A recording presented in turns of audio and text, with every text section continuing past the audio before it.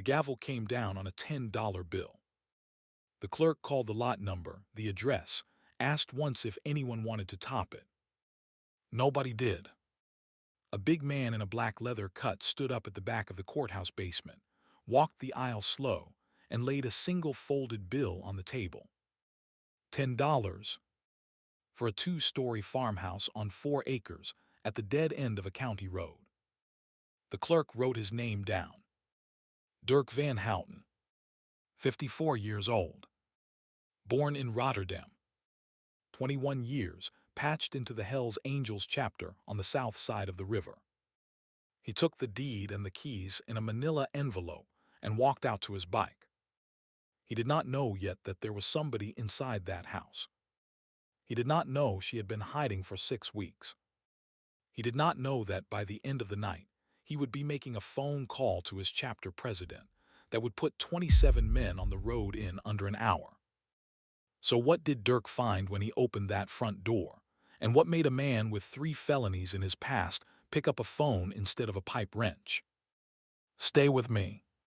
The house was at the dead end of County Road 14, the part where the pavement gave up and turned to packed dirt.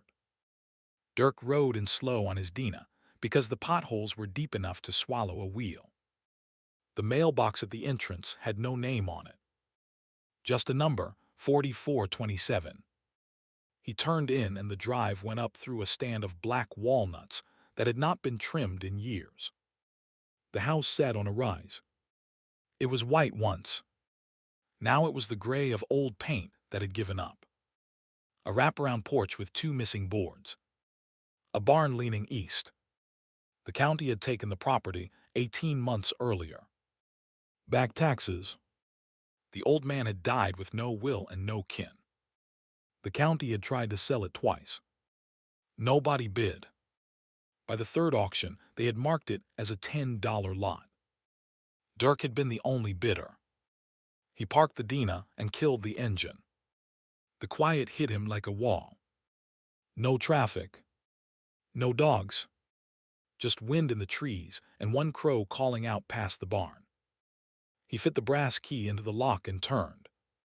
The bolt rolled back with a sound like a bone setting. He pushed the door open. The smell came out first. Closed-up house. Dust. Mouse droppings. And underneath all of it something else. Something warm. Something cooked.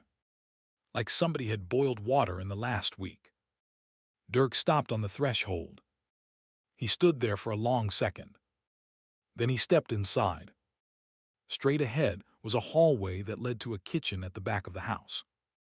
The kitchen was where the smell was coming from.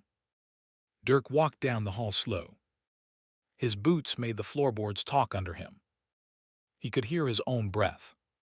He could hear his cut creak when he turned his shoulders. The kitchen had been cleaned.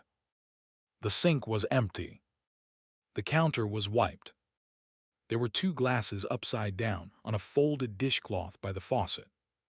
The stove was off, but there was a small saucepan on the back burner with a wooden spoon laid across it. He touched the side of the pan with the back of his fingers. Warm. Not hot.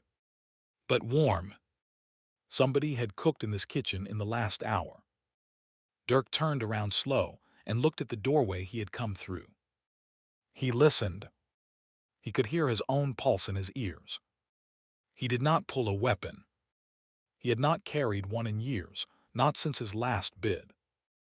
But he reached down to his belt and put his hand on the multi-tool clip there, just to know where it was. He called out. Hello in the house. Nothing. My name is Dirk. I bought this property this morning. If you are in here, you are not in trouble. Come on out. Nothing. He walked the first floor. Parlor empty. A piano with yellowed sheet music on the stand. Dining room empty. A long table, 6 chairs. He went upstairs. He opened the bathroom first. The first bedroom. Empty. A bed with the mattress stripped. He opened the second bedroom. This one had been slept in. The bed was made, but the corners were not military. A pillow was creased where a head had been. On the floor next to the bed was a paperback book, face down, the spine cracked. A glass of water on the nightstand. A pair of women's sneakers in front of the closet, the laces tucked neatly into the tongues. Dirk stood in the doorway for a long time. Then he looked up. In the ceiling of the bedroom, there was a hatch. A pull cord. Attic access.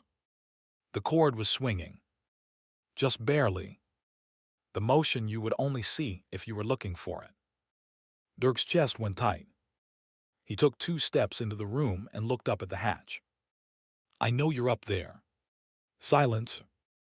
I'm not coming up. I'm going to sit down on this bed, and I'm going to wait. You come down when you're ready.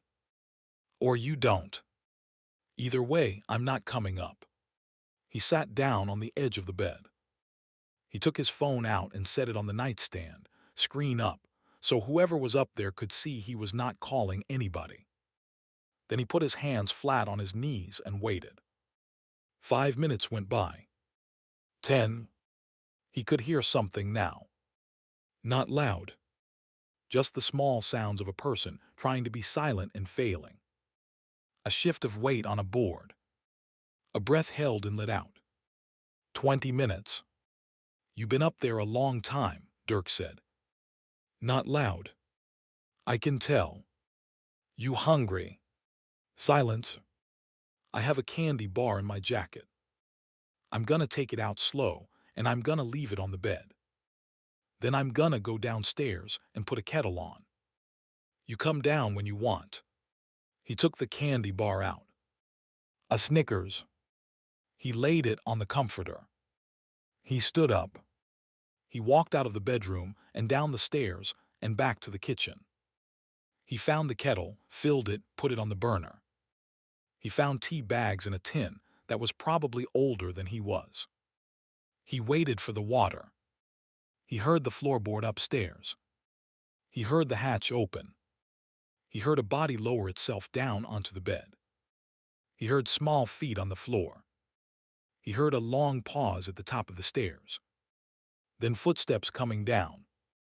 She stopped at the bottom of the stairs. Dirk did not turn around.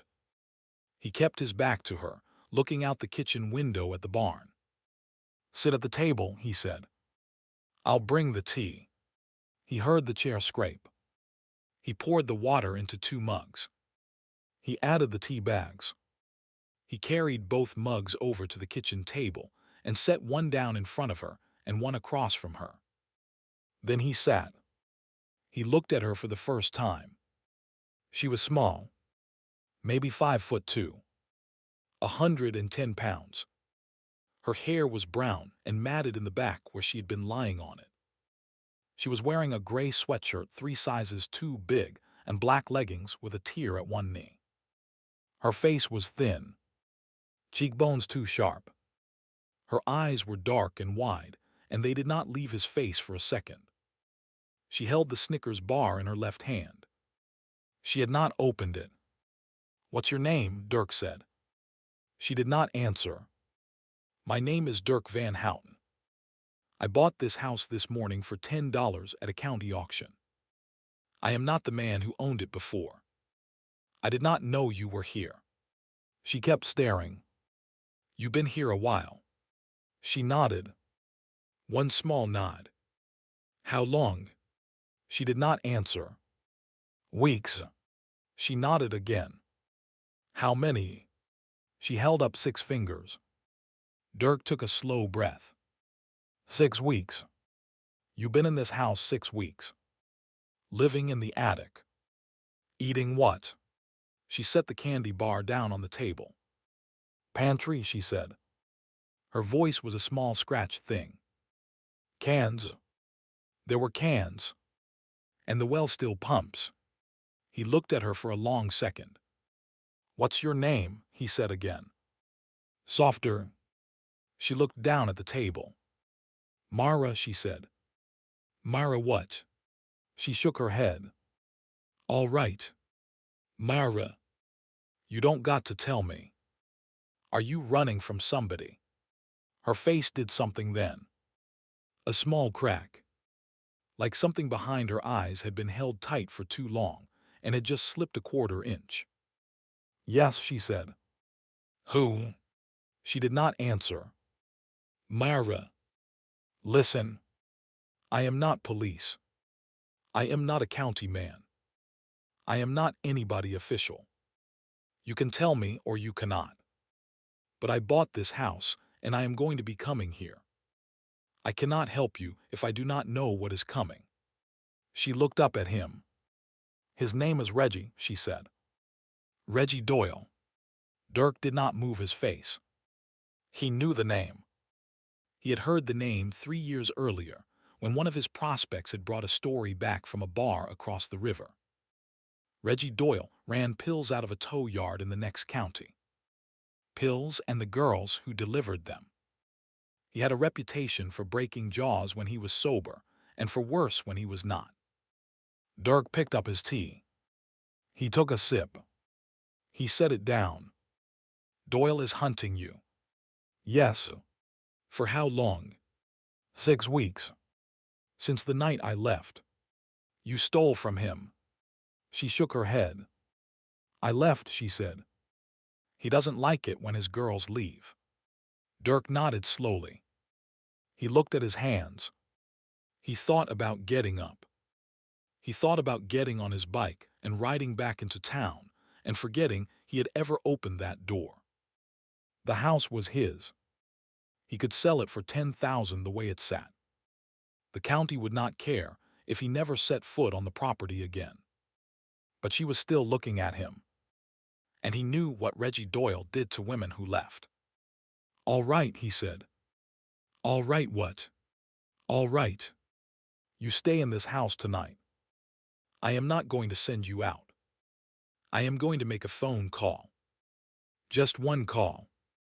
I am going to call my chapter president. His name is Boone Whitaker. He is 62 years old. He has been doing this longer than you have been alive. He is going to know what to do. No police. I did not say police. Promise me. No police. He looked at her. I cannot promise you no police forever, he said. There may come a time when police are exactly what we need. But I am not calling them tonight. I am calling Boone. And Boone is going to send 2 of our women out here to sit with you. And tomorrow morning we will talk. Her eyes filled. She did not cry. The water just sat there. Why, she said. Why what? Why are you helping me? Dirk picked up his tea. He took another sip. He set it down. Because somebody helped me once, he said. And I never paid it back. And I have been waiting a long time for the bill. He pulled his phone out and dialed Boone. Dutch. Boone. I am at the house I bought today. There is a young woman here. She has been hiding in the attic for 6 weeks. Her name is Mara. The man hunting her is Reggie Doyle from across the river. Boone was quiet for 2 seconds. Doyle. How young? 22. You believe her? I believe her. Stay there. I am sending Marlene and Joni out tonight. 2 prospects to sit in the barn. Do not leave that house. Do not let her leave. I will call back in 20 minutes. Copy. Dutch. You did right calling me first. I know. Dirk hung up. He set the phone on the table. He looked at Mara. Eat your candy bar, he said. She picked it up. She tore the wrapper open with shaking hands. She took a bite. She closed her eyes when she chewed. He watched her eat the whole thing. Marlene Whitaker pulled into the drive 47 minutes later in a Ford F-150 with the Chapter Charity Garage logo on the door. Marlene was Boone's wife. 60. 5'4". She scared more men sober than any pistol Dirk had ever seen. With her was Joni Strand, a registered nurse for 31 years. They walked in the front door without knocking. Marlene set a duffel bag on the kitchen floor. "Honey, I'm Marlene. This is Joni. You don't have to tell us a thing tonight. We brought clothes. We brought a toothbrush. We brought a hot meal because I do not trust a man to feed a woman a real dinner the first night." Joni sat down across from her, slow, the way you sit down at a table where there is a stray cat under a chair. "You eating, sweetheart?" Mara nodded. "Sleeping?" Mara shook her head. "That'll come. One night at a time." Marlene was unloading containers. "Chicken and dumplings. Cornbread." She set a plate in front of Mara. "Eat what you can." She turned to Dirk. "You?" "Outside. Prospects are 5 minutes out." Dirk got up. He walked out to the porch. He sat on the top step. He looked out at the drive. The light was going. He took out a cigarette and lit it and watched the smoke go up. He thought about the night his older brother had pulled him out of a bar fight in Rotterdam when he was 19. He thought about the man he had stabbed that night, who had lived barely. He thought about the year in a Dutch prison after. The brother who had visited every weekend. The funeral 2 years after he got out, when that brother had died on a motorcycle that was not even his own. He thought about what his brother had said in the visiting room on the last weekend. "You are going to do something with this life, Dutch. You are going to find somebody who needs you." Dirk had not done it. Not in 27 years. He had ridden. He had patched in. He had run loads. He had done 6 months in a Texas county on a charge that did not stick. He had never married. He had never had a child. He had been waiting. The prospects pulled in at 6:40. 2 of them on a single truck. They got out. They nodded to Dirk on the porch. They walked around to the barn without saying a word, and they set up there. Dirk finished his cigarette. He went back inside. Marlene was sitting next to Mara on the kitchen floor now, against the cabinets, an arm around her shoulders. Mara was crying. Not loud. Just steady. Joni was at the counter rinsing dishes. Marlene was talking low into Mara's ear, words Dirk could not make out. He did not interrupt. He went into the parlor and sat on the dust-covered couch and waited. Boone Whitaker called at 7:09. "Here is where we are. Doyle has been hunting her. He has put the word out across 3 counties. Offered $5,000 to anybody who turns her over. Been to her mother's apartment twice. He is serious. I know he is serious. He has not connected her to your house yet. We have a little time. Not much. Maybe a week. Maybe 2. What do you want me to do? Stay there tonight. Marlene and Joni stay with her. Prospects in the barn. Tomorrow at noon, I am coming out with the chapter lawyer. We figure out the legal road. I do not want to handle Doyle our way. I want to handle him the law's way. Do you understand me? I understand.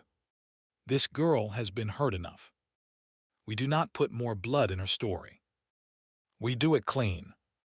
She walks out of this a free woman, with no one knocking on her door at 3 in the morning ever again.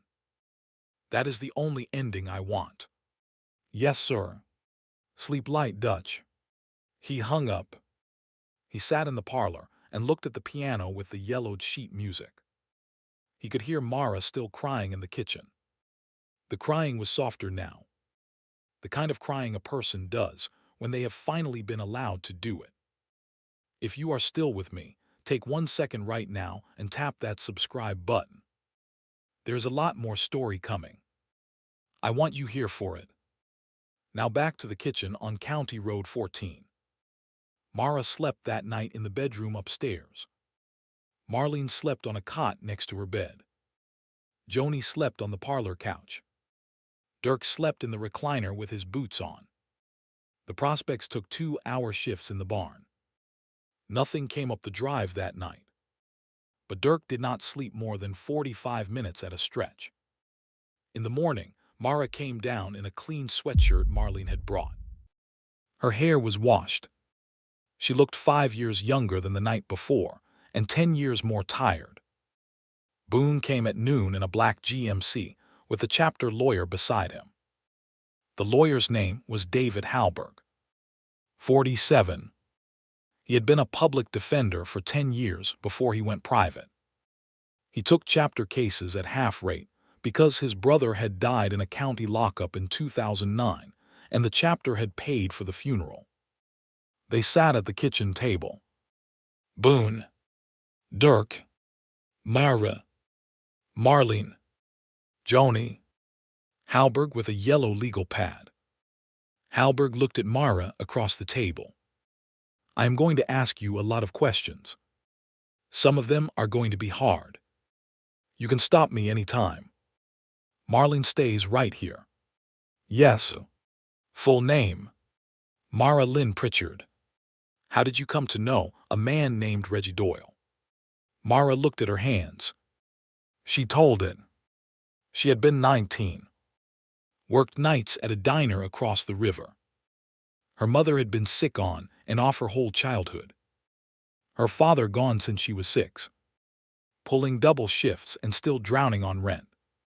A girl she worked with had introduced her to Reggie. He had bought her dinner the first night. Paid her rent in cash the second week. He had told her he ran a tow yard. He liked to take care of his people. Within 6 weeks, she had moved into a house Reggie owned. Within 4 months, she had been making pickup runs for him. Pills mostly. By the time she knew what was in them, she had been making $300 a run, and her mother's chemo was being paid for. By the time she wanted out, Reggie owned her. She had tried to leave at 21. He had broken 2 ribs and a finger on her left hand. He had stood over her with her mother's address on a piece of paper. The second try had been 6 weeks ago. She had been making a run 2 hours north. She had pulled into a gas station, walked away from the car, left her phone on the seat, walked through a field and out onto a road and put her thumb out. A trucker had picked her up. 4 hours. He had let her out at a truck stop in the next state. She had spent 2 weeks moving. Shelters. Bus station benches. She had pawned her grandmother's earrings for $40. 6 weeks ago, she had been let out at a gas station 3 miles from County Road 14. She had walked. She had picked the road at random. She had seen the house from a quarter mile away. Nobody had answered her knock. The back door had been unlocked. She had walked in. She had been so tired, she had slept 6 hours on the parlor couch. When she had woken up, it had been dark. She had found the pantry full of cans. She had found the attic hatch. She had stayed. For 6 weeks. Halberg wrote it all down. He did not interrupt. When she was done, he set the pen down. Mara. The runs you made for Doyle. Do you remember the routes? Yes. The pickup addresses? Yes. The names of the people you handed packages to? Most of them. Halberg looked at Boone. Boone looked at Dirk. Mara. What you have just told me is enough to start a federal case. The DEA has been looking at Doyle for 2 years, and they cannot put it together. You can. You can put him away for 15 to 20. We can get you witness protection if you want it. Or we can do it without protection if you want to stay near your mother. Either way, you do not have to live afraid of this man for the rest of your life. How long until he is gone? 6 to 9 months for the indictment. 2 years to trial. He is in a cell from the indictment forward, no bail. I will see to that personally. And until the indictment, you stay with people who know how to keep you safe. Which is us. She was quiet a long time. She looked at Marlene. Marlene nodded. She looked at Dirk. Dirk did not nod. He did not need to. All right, she said. I will do it. They worked the rest of the afternoon at the kitchen table. Mara would stay at the house. 2 chapter members on the property at all times. Marlene or Joni in the house with her around the clock for the first month. Halberg would go that week to the federal building and start the conversation with the DEA. Dirk would move into the house. He just nodded when Boone told him that part. His apartment over the charity garage had nothing in it that would not fit in a saddlebag. By the end of the week, he was waking up in the smaller upstairs bedroom. Mara had the other. Marlene and Joni traded days. The chapter showed up in waves over the next 2 weeks. Men came in pairs. They walked the perimeter. They cleared brush along the drive so there were no blind spots. They put cameras under the eaves of the porch, the barn, the pump house. 2 men with carpentry trades fixed the leaning barn. Slim from the motor pool ran a new electrical line. None of them looked at Mara wrong. None of them asked questions she did not want to answer. They tipped their heads when they came in for coffee. They called her ma'am. She stopped jumping at the screen door after the 10th day. She started cooking by the 15th. By the 20th day, she was out in the front yard with Marlene, planting tomatoes in a bed Marlene had insisted on. Dirk watched her from the porch. He did not say a lot to her in those weeks. He brought her coffee in the morning. He sat across from her at dinner. He came back one day with 4 paperbacks from the chapter clubhouse library. He never sat too close. He never let his hand touch hers when he passed her a plate. He did not want anything from her that she had not been able to choose freely in 3 years. But he watched the tomatoes go in the ground, and he felt something in his chest unfasten that he had not known was fastened. Halberg called at the end of the 3rd week. The DEA is in. They want her statement Monday. The statement took 6 hours. Mara told it again. Slower. With names. With dates. With addresses. She drew them a map of the tow yard. She gave them the password Reggie used on his back office safe. She gave them 4 names of men who had been at parties at his house. The senior DEA agent looked at Halberg when she finished. Counselor, we will have an indictment in 90 days. Tell your client we owe her one.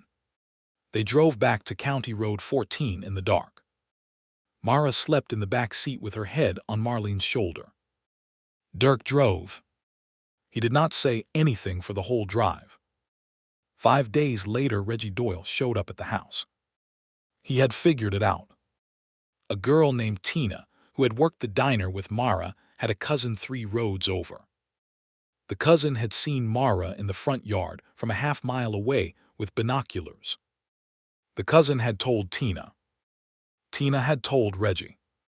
Reggie had paid the cousin $2,000 and put 4 men in a pair of trucks and driven straight there. The trucks came up the drive at dusk. Mara was in the kitchen with Marlene. Dirk was on the porch. He saw the headlights at the bottom of the drive. He stood up. He went inside. Trucks, he said. Marlene. Take her upstairs. Front bedroom. Stay in the closet. Do not come down. Marlene did not ask a question. She put her arm around Mara and walked her to the stairs and up. Dirk walked to the kitchen wall phone. He called Boone first. Trucks in the drive. 4 men plus Doyle most likely. On the way. 12 minutes out. He called Halberg next. Doyle is here. I am calling the DEA right now. Hold the line. Do not engage. Do not open the door past the porch. He hung up. He pulled the small handheld radio out of the kitchen drawer that the prospects in the barn had given him. He pressed the button. Barn. Trucks in the drive. Stay low. Do not show yourselves. Recorder is on. Copy. He walked to the front of the house. He did not pick up a weapon. He did not have one to pick up. The chapter had agreed at the second sit-down at the kitchen table that there would be no firearm in the house until after Doyle was indicted. They had agreed the law would handle this. They had agreed Dirk's job was to be a witness, not a soldier. He walked out onto the porch with his hands empty. The trucks pulled up and stopped. Reggie Doyle stepped out of the lead truck. He was a big man. 6'2", 230 pounds. A shaved head. A goatee. Tattoos up both forearms. He was wearing a black t-shirt and jeans and work boots and a face that had been told no 0 times in the last decade. The other 4 men got out behind him. 3 stayed by the trucks. The 4th walked up to Reggie's shoulder, holding something metal at his side. Reggie walked to the bottom of the porch steps. He looked up at Dirk. You Van Houten. I am. Word is you got a girl in this house. You hearing wrong. Reggie smiled. A flat, unfunny smile. Then you would not mind if I had a look around. I would mind. I am asking polite. So far, you can keep asking polite. The answer is the same. The man at Reggie's shoulder shifted his weight. Dirk saw what was in his hand. A short crowbar. 18 inches. Wrapped in tape. Dirk did not look at it. He looked at Reggie. Mr. Doyle, I want you to hear a couple of things. This house is mine. The deed is in my pocket. There is a camera under the eave behind me. There is another on the barn. There is a third on the pump house. Every word you have said since you got out of the truck is on a recorder. There are 7 more cameras you have not seen and will not see. I have made 2 phone calls in the last 6 minutes. One was to the president of my chapter. He has 12 men on the road. They are 9 minutes out. The other was to a lawyer in the federal building 3 counties over. He is on the phone right now with the DEA office that has had a file on you for 2 years. He paused. Reggie's face did not move. You are standing on my porch threatening me on camera, Dirk said. With 4 men and a crowbar. I would think about that very carefully before you took another step. The man with the crowbar looked at Reggie. Reggie did not look back at him. Reggie looked at Dirk for a long 10 seconds. Then he smiled again. Tell the girl I said hello, he said. Tell her mother is doing fine. For now. He turned around. He walked back to his truck. His 4 men got back in. The trucks turned around in the gravel and drove back down the drive slow. They wanted Dirk to see they were not hurried. Dirk did not move until the taillights were gone past the walnuts. Then he went inside. He sat down at the kitchen table. He put his hands flat on the wood. They were shaking. He waited until they stopped. Boone's truck came up the drive 11 minutes after that. 2 more chapter trucks behind it. Boone walked up to the porch. You all right? I am all right. Recorder. Got everything. Halberg called on Dirk's phone. Send me the file. Dirk sent the file. Halberg called back 40 minutes later. DEA is moving up the timeline. Indictment Friday. They pick him up Monday morning at 6. They want her in protective custody tonight. She is not going. Not unless she chooses. You ask her. Halberg called the house phone. Boone passed it to Mara. She listened. She said no. She said she had been hiding for 6 weeks alone, and she was not going to hide alone again. She would testify. But she was not leaving County Road 14 until Reggie Doyle was in a cell. Halberg did not argue. He told her she would have a U.S. Marshal at the bottom of the drive starting that night. She looked at Dirk across the kitchen table. "Is that all right?" "That is all right." A marshal came at midnight. 2 prospects in the barn. Boone slept on the parlor couch. Reggie Doyle was arrested at 6:07 on Monday morning. The indictment came down on Wednesday. 27 counts. Conspiracy to distribute. Distribution. Trafficking. Witness intimidation.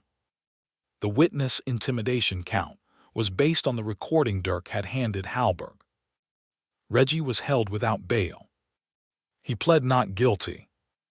The trial date was set for 14 months out. Dirk and Mara settled in. She did not stop being afraid for a long time. She would wake in the night for the first month, and Dirk would hear her on the stairs at 3 in the morning, checking the front door, then the back door, then the porch. He never told her to stop. He just left a thermos of decaf on the counter at night. By the second month, she only checked once. By the third, she slept through.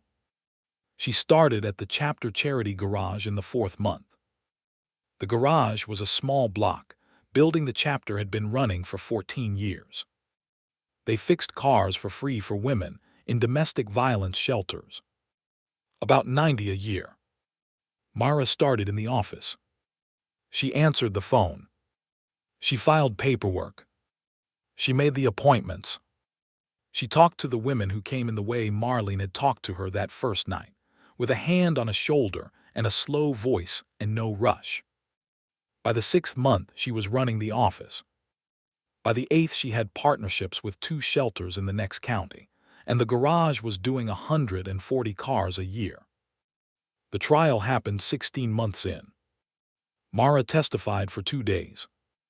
She was steady. She did not cry. She named names. The defense lawyer tried to rattle her on cross. She did not rattle. Reggie Doyle was convicted on 24 of the 27 counts. He got 19 years. The day the verdict came down, Mara and Dirk drove home from the courthouse together. She slept in the passenger seat with her head against the window. Dirk drove the speed limit the whole way. He did not turn the radio on. They pulled up the drive in the late afternoon. She woke up when the tires hit the gravel. She looked at the house through the windshield. "It looks different." "What does?" "The house." Dirk looked at it. The white paint had been redone in the spring. The porch had 2 rocking chairs Marlene had insisted on. A wind chime hung from the eave. The barn was straight now and painted red. "How does it look different?" "It looks like it lives somewhere." He laughed. "It does live somewhere." They got out and walked up to the porch. Mara stopped at the bottom of the steps.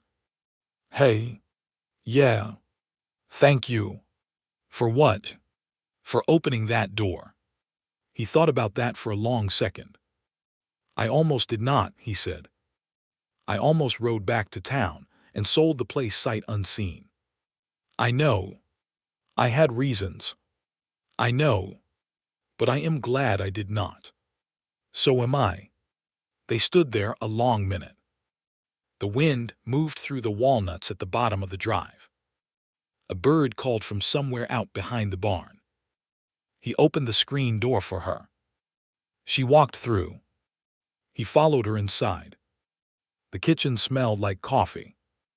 There was a thermos on the counter that Mara had set up that morning. There was a single tomato on the windowsill she had brought in from the garden 2 days earlier and forgotten about. 2 coffee cups in the drying rack from breakfast. The house was not quiet. Dirk Van Houten, 55 years old now, hung his cut on the peg by the door like a man hanging up a uniform he had been wearing too long. He walked into his kitchen, the kitchen of a house he had bought for $10 at a county auction one Tuesday morning the year before, and he poured 2 cups of coffee. He set one across from him. He sat down to wait for the girl he had found in his attic, who was now the woman who ran his chapter's charity garage, to come in and tell him what she wanted for dinner. She came in 2 minutes later. She sat down across from him. She picked up the coffee. The house was loud with the small sounds of two people in it. The clack on the wall. The fridge clicking on. The wind in the screen. For the first time in his life, Dirk was not waiting for the bill to come. He had paid it.